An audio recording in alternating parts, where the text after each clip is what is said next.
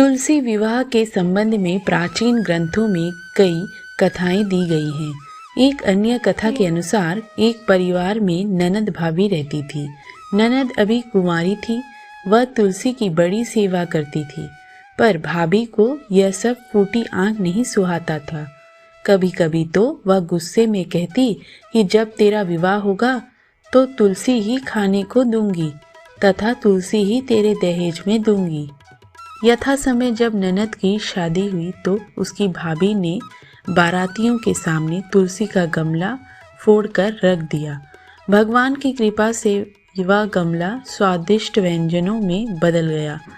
गहनों के बदले भाभी ने ननद को तुलसी की मंजरी पहना दी तो वह सोने के आभूषणों में बदल गई।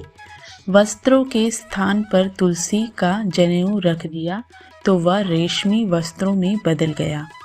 ससुराल में उसके दहेज आदि के बारे में बहुत बड़ाई हुई। इस पर भाभी को बड़ा आश्चर्य हुआ और तुलसी जी की पूजा का महत्व उसकी समझ में आ गया। भाभी की एक लड़की थी। वह अपनी लड़की से कहती कि तू भी तुलसी की सेवा किया कर, तुझे भी बुआ की तरह फल मिलेगा।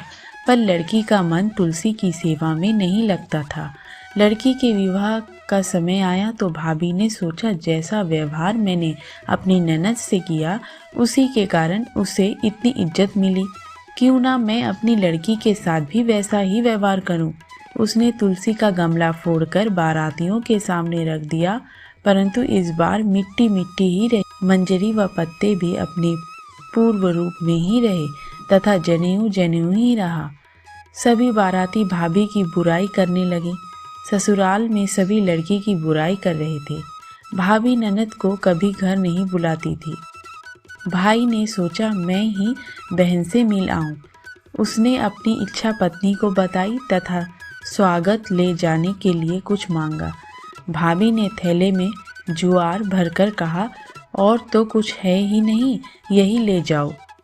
वह दुखी मन से चल दिया। भला बहन के घर कोई ज्वार लेकर आता है। बहन के नगर के समीप पहुंचकर उसने एक गौशाला में गाय के सामने ज्वार का थैला उलट दिया।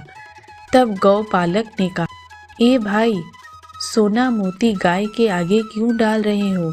भाई ने उसको सारी बात बता दी तथा सोने मोती लेकर प्रसन्न मन से बहन के घर गया। बहन बड़ी ही प्रसन्न हुई।